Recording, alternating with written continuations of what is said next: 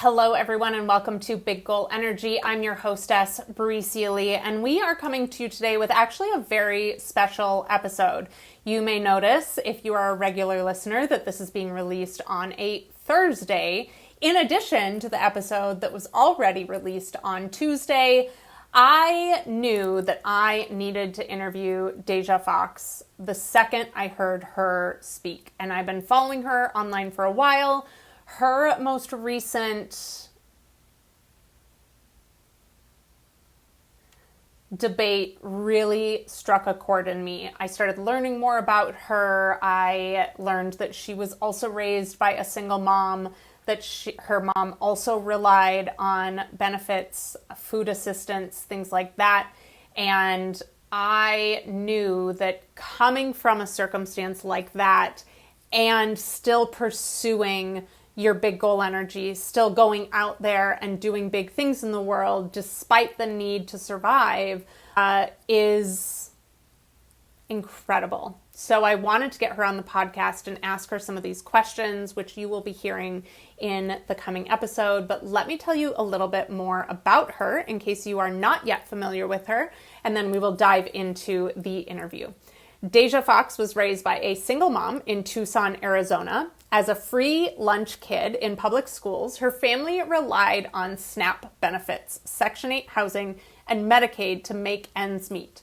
Having experienced homelessness because of her mother's struggles with substance abuse, she balanced high school classes with long nights working at a gas station. Deja found her first fight advocating for better sex education in Tucson schools, where she organized a campaign of student storytellers, delivering a win for tens of thousands of students who, until then, had been learning a curriculum last updated in the 1980s. She later went viral for confronting then-Senator Jeff Flake after he voted to strip her and millions of other women of their access to essential birth control funding. After graduating from Columbia University as the first in her family to receive a college degree, Deja moved back to Tucson to continue the fight for women, youth, and underserved communities in the heart of southern Arizona. On April 2nd, 2025, Deja announced her candidacy to become the first Gen Z woman elected to Congress, running in the open seat in Arizona's 7th congressional district. You can learn more and support Deja by visiting her campaign website at dejafoxx.com. That's DEJAFOXX.com.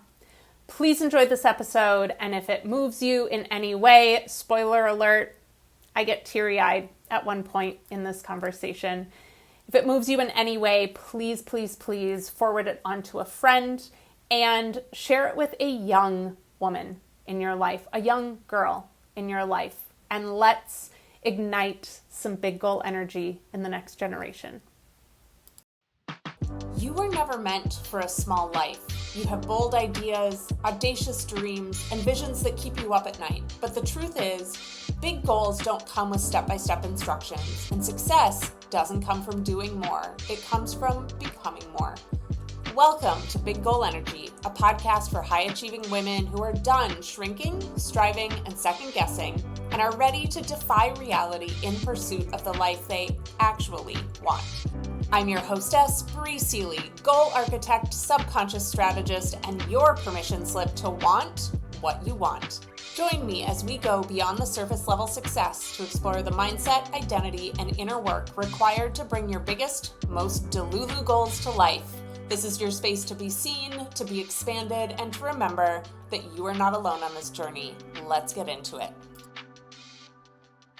Please help me give a big goal welcome to Deja Foxx. Hello.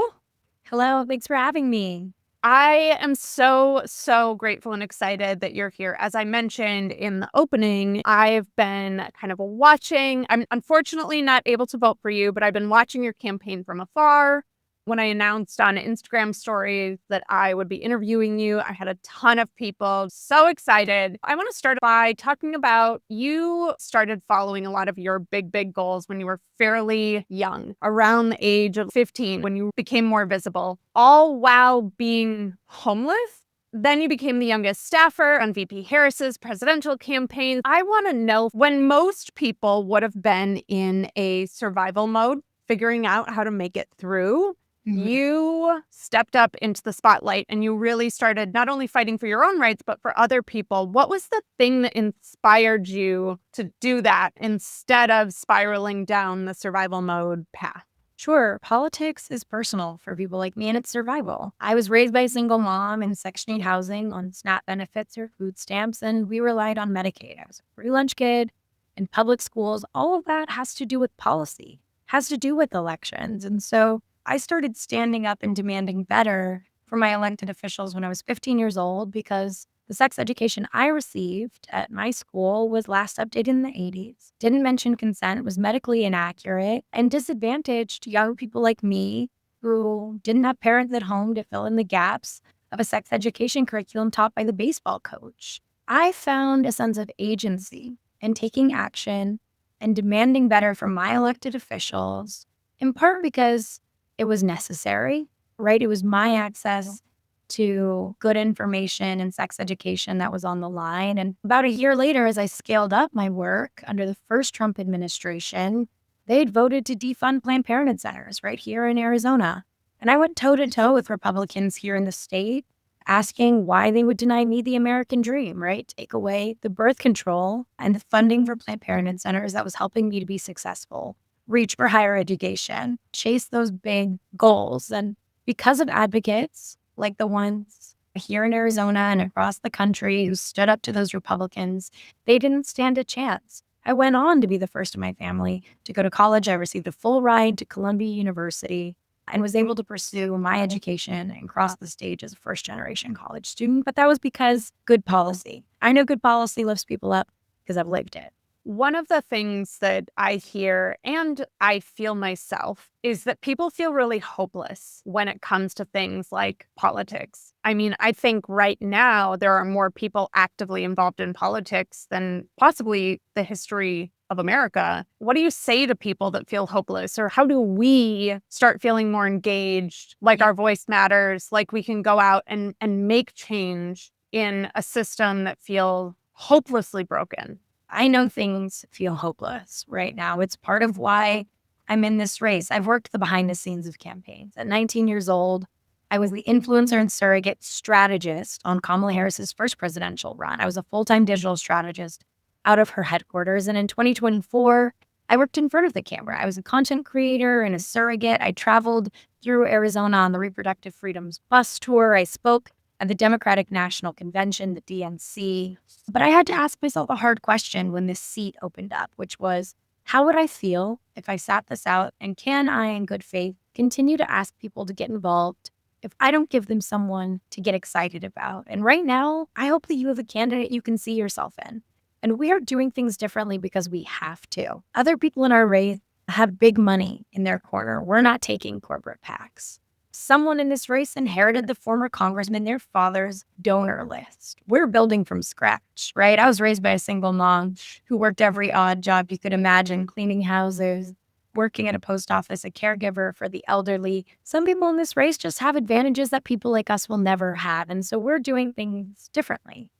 98% of our donors are small dollar donors. And I say that in quotes. It means under $200. Other people in this race, those numbers are something like 6% or 50%.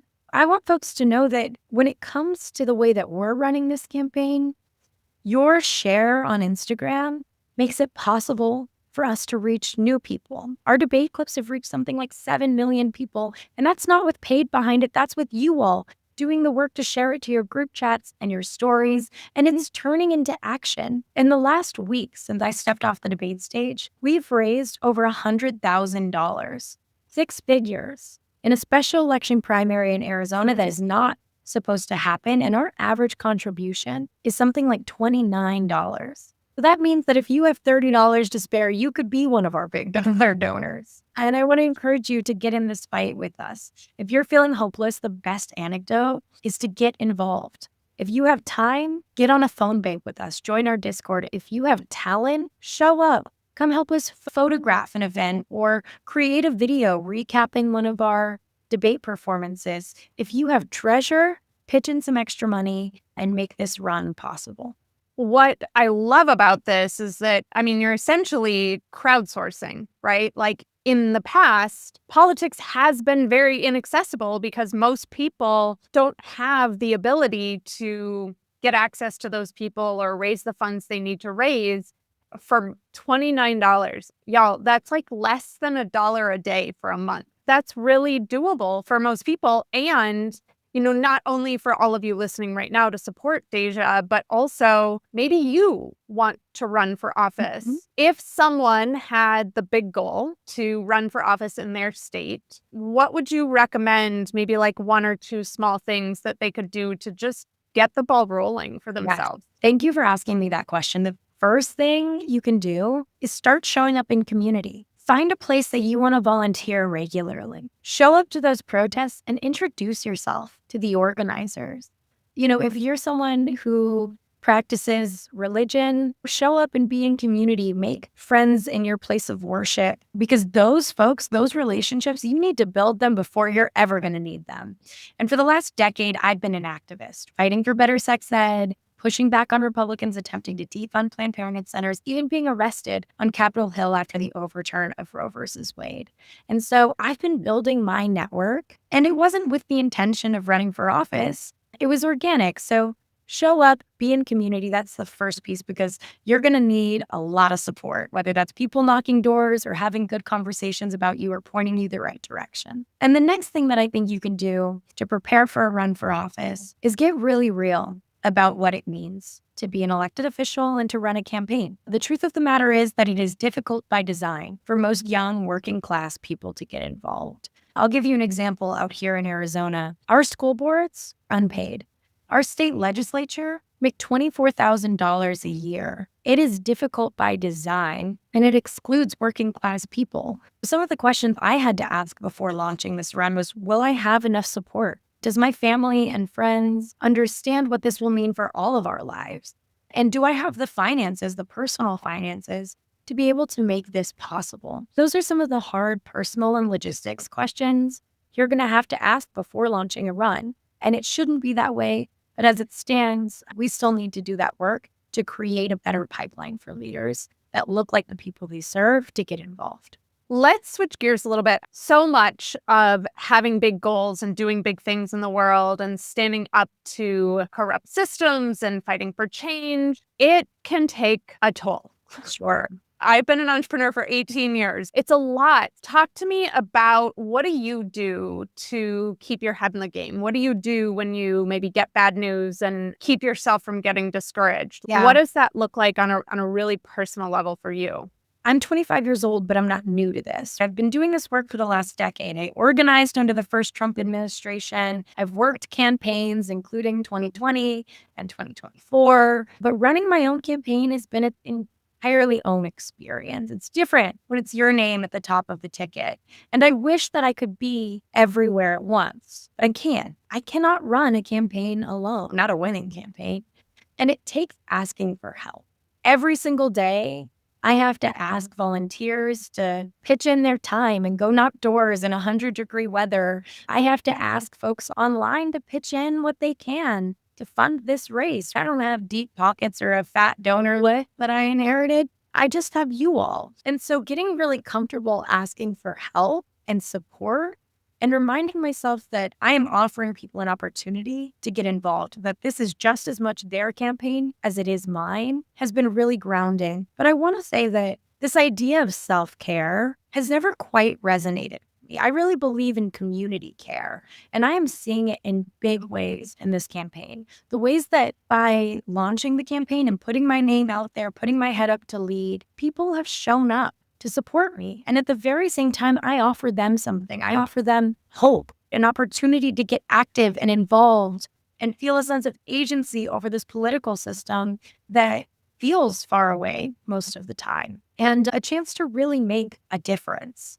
I see that as a care that they offer me and that I offer them. And it goes both ways. And I'll be honest, there are some really hard days on the campaign trail, especially going up against the establishment. There are days where I see endorsements roll in that feel really big and hard to overcome. There were days where we raised very little money in the beginning, which I'm sure you can relate to as an entrepreneur, right? This is a startup of a campaign, and there were some rocky days in the beginning. That is to be expected when you're doing something new, when you're doing things differently.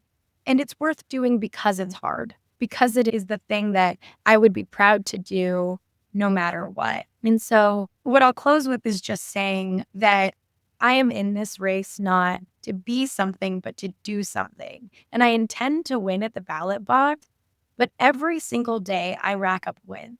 Whether it's a canvasser who shows up to our volunteer kickoff who's never volunteered for a political campaign before, but saw us on TikTok and sees a political home in our work, or somebody who messages us on TikTok that they're barely making rent this month, but they're going to cash in their coin jar to be a part of this fight, or little girls whose moms stop me on the street and ask, will you tell my daughter what you're doing? Every single day, our campaign is racking up wins because we are in a fight that is worth fighting. And of that, I'm so proud. I love that. Got me a little teary over here. Nifty.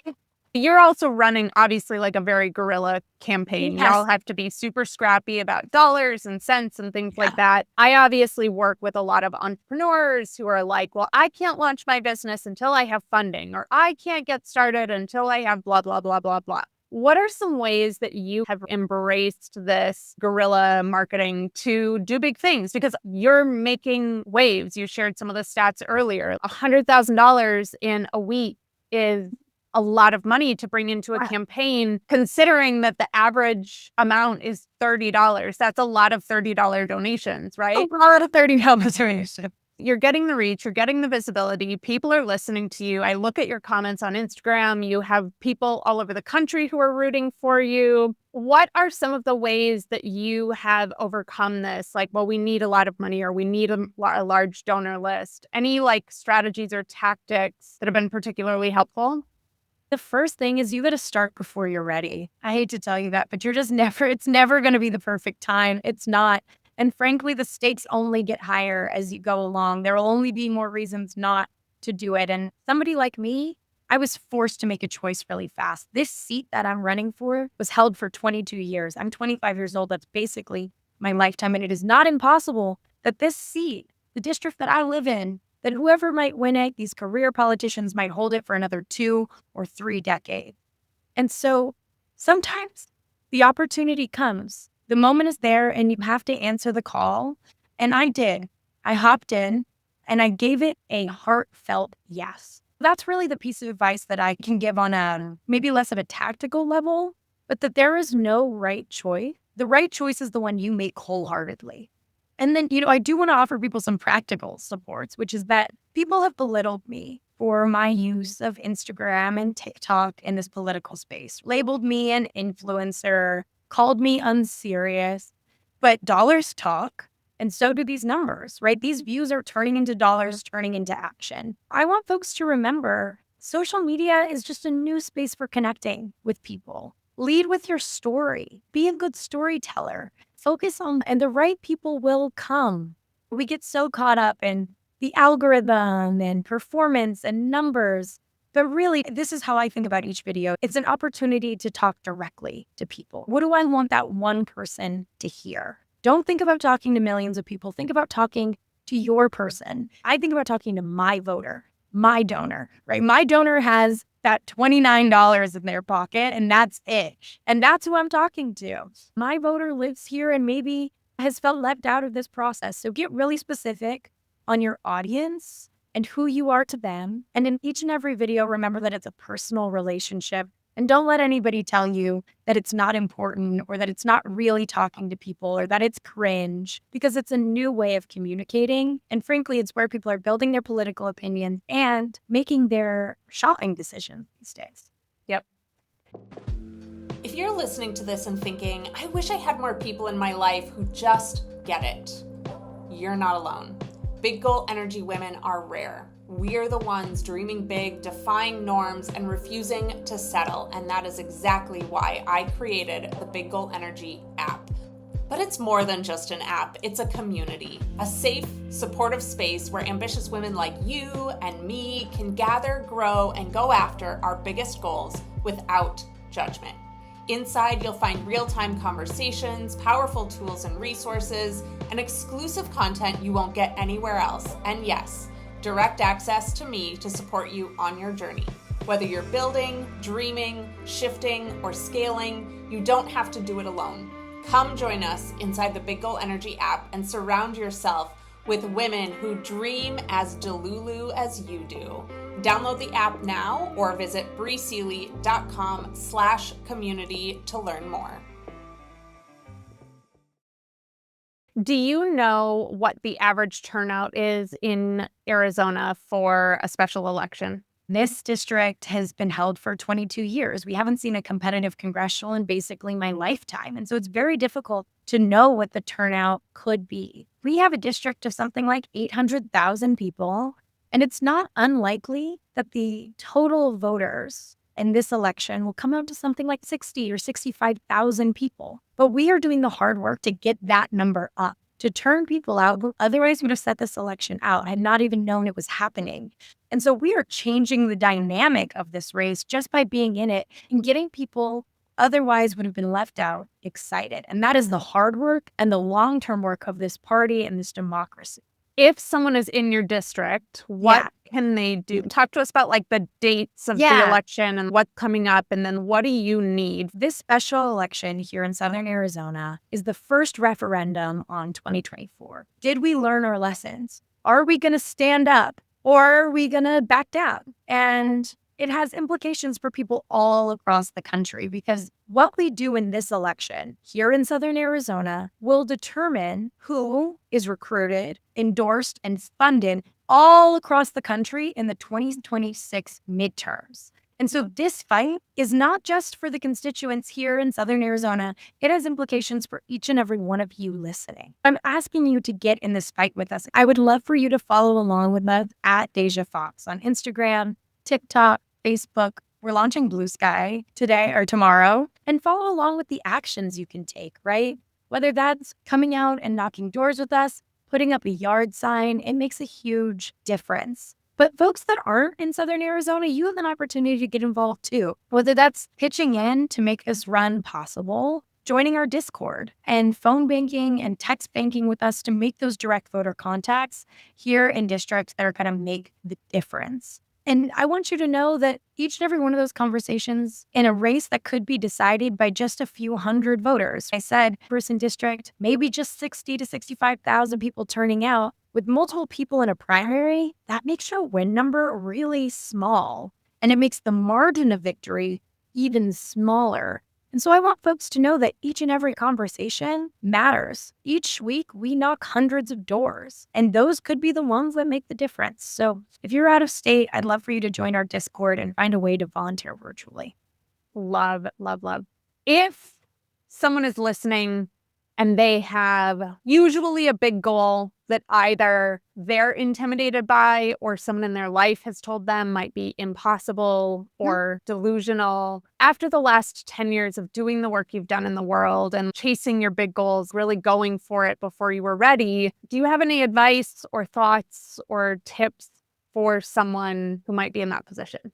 I've been a young woman of color in politics for the last 10 years. At this rate, with the median age of something like Congress, I might be a young woman in politics for the next 20 years, if we're being honest. That being said, I'm used to being underestimated. And there were people who told me to sit this race out, that it wasn't my turn, that I couldn't do it. And I had to have the faith and the vision to know that I could, that it was possible, and that if I built it, people would come. And they have. I think about some of the lessons I took away from the first presidential campaign I worked on. I sat underneath a sign that said fearless. And I think that's what you have to be when you're doing something big. You've got to be fearless, and you got to know that if you have vision and you're willing to commit with a wholehearted yes, that even when other people can't see it, you just got to work to make it happen and prove what is possible. Frankly, if people all thought I could do it, it wouldn't be worth the doing. It's a good sign that you're doing something worth doing if people aren't sure or doubt that it's possible. Well, in this, that's really truly the creative process. You have something within you that only you can see. because you have to bring it from that heartfelt soul vision into a vision that can be seen with our eyesight. And I think that far too many of us are conditioned to rely on what our eyesight sees rather than what our heart sees. And it's really important to differentiate. What I heard you just say is that heart vision needs to hold equal, I would say, if not more weight than the eyesight vision. And frankly, when we're talking about politics, it's all about heart. People vote with their hearts. It's about feeling. And you nailed it earlier when you said that the feeling in our party across this country right now is hopelessness. And I knew that I had an antidote to that I had something I could offer people, a candidacy that I could offer people to make them feel a little less hopeless. If you're feeling it, it's not impossible that other people are feeling it too. And I'm not immune. I'm not separate from everyone else.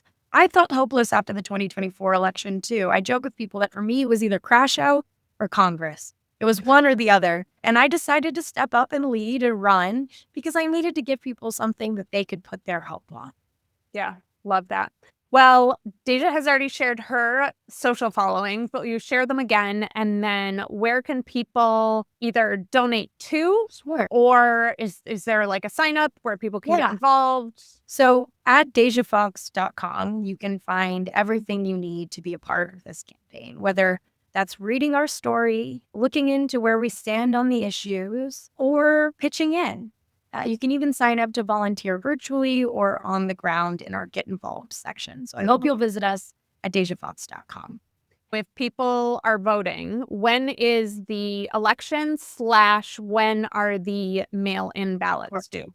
So this is a really great question and a little bit of voter education for everyone across the country, which is that this is a special election, which means it's on its own specific timeline. It's buried in the middle of summer here in Arizona. And the reason we're in this situation is because my member of Congress passed away. That being said, we have our own dates. June 18th, early ballots drop. That means you'll start seeing it in your mailbox.